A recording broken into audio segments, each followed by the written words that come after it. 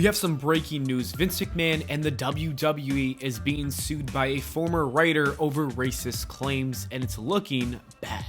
According to the lawsuit, Bianca Belair reportedly told the writer that she was uncomfortable saying some of the lines she was given, and she didn't like how the discriminatory lines portrayed her character. After complaining a few times, the writer told Kevin Dunn, and Kevin Dunn did nothing about it, and Bianca Belair was still forced to say the lines. Kevin Dunn did not listen to her complaints. And in spring 2021, a writer pitched to have Shane Thorne be a hunter who attacks and assaults Reggie, even locking him inside a cage. During this time, Apollo Crews was given a new gimmick where he would have a Nigerian accent, and the plaintiff tried to change that, but the other WWE writers did not listen. There's also an idea of making Reggie wear a wig and tights playing a drag character so he could team up with Carmella on SmackDown. And last but not least, the last pitch was a love triangle between Aaliyah, Mansoor, and Angel Garza, where Mansoor would have a secret, and a pitch for that secret was that he was responsible for the attack in New York City in 2001. Sean Ross Sapp from Fightful also added this. Some of the pitches alleged in the lawsuit are insane for someone to even leave their mouth, the Mansoor one among the worst. I've been told that there were others that were just as bad, although they were not outlined. I can't even begin to think what else was said, but all of this is just terrible. It's really horrible. While this is bad news, I'm glad it came out and hope that WWE can get rid of these racist writers, because this has been a problem for decades now. It's been an issue with all wrestling, to be honest with you, for its entire existence. So I hope things really do change. I'll make sure to keep you guys updated with this lawsuit as the weeks go on. In other news, it's been reported that Braun Strowman is currently dealing with an injury, which is why he's been sidelined for some time now. It's a concussion, to be more specific. There is no update or timetable on when he is set to return. For now, all we can do is wait. That is a shame, because I've actually been enjoying his run with Ricochet. The tag team may have been random at first, but they've been really clicking ever since. I like the dynamic between the two, and I would even like them to become champions at one point in their careers.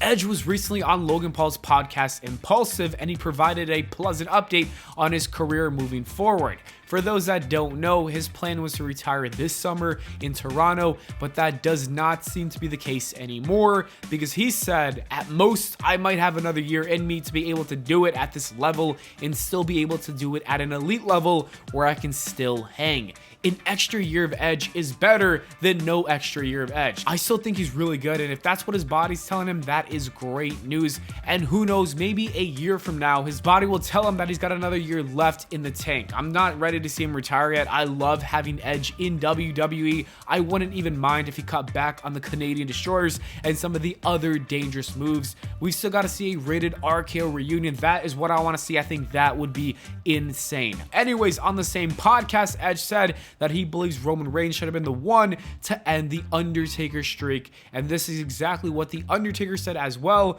What do you guys think? Should it have been Roman Reigns, or was Brock Lesnar the right choice? I honestly personally think that the Beast was the perfect choice. I don't think it should have been Roman. I think Brock Lesnar was the right choice.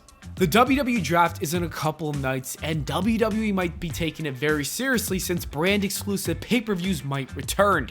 Worked Wrestling reported one format discussed after the announcement of the draft and the introduction of the new World Heavyweight Championship on Raw is the idea of a potential brand exclusive premium live monthly events. I'm not sure exactly how I feel about this, because on one hand, I still love that the pay-per-views were exclusive because they gave a lot of people opportunities. However, I think WWE has been killing it and booking some fire cards as of late, and I'd like to see that continue.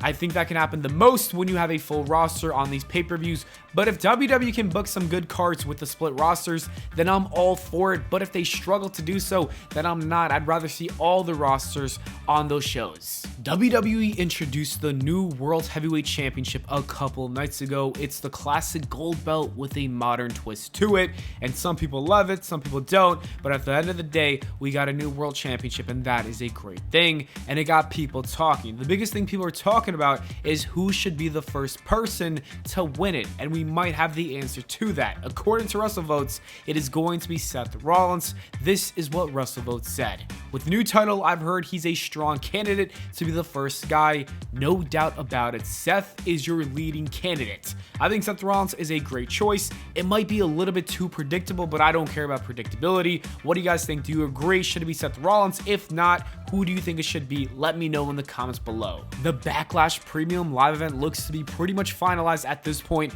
and it looks extremely stacked. Let's go over the card.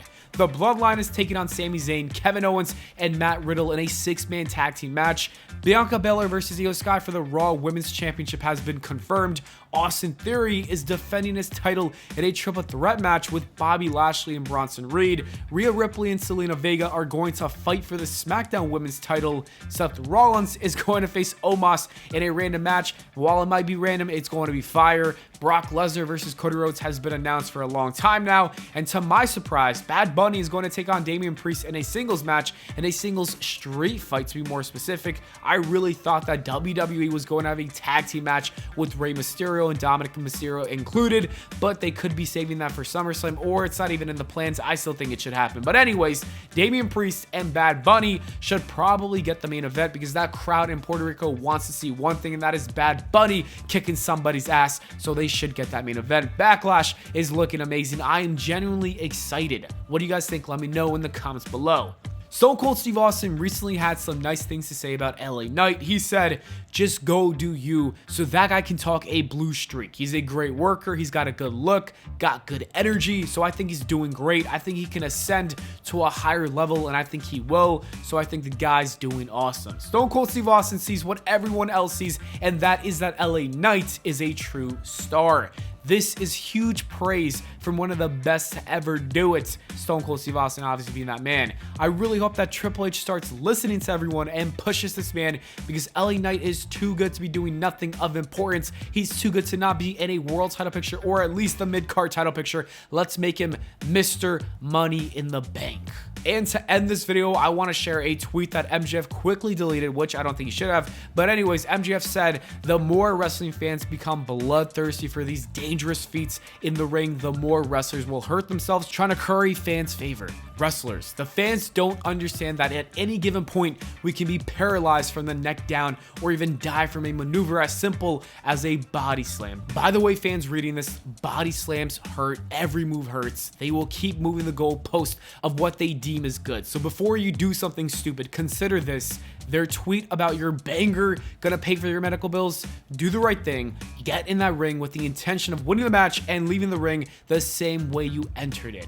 I have to say that I completely agree. I'm not sure why he deleted it, because it's honestly facts. Maybe he got some heat with AEW wrestlers, because a lot of those guys do those crazy spots, but MJF is right, and they need to accept that he's right. And I really hope that these wrestlers in today's generation begin to listen to this kind of advice, because they need to. Anyways, that is it for the video, guys. Thank you so much for watching. I hope y'all enjoyed. If you did, make sure to leave a like and subscribe, and I'll see you all in the next video.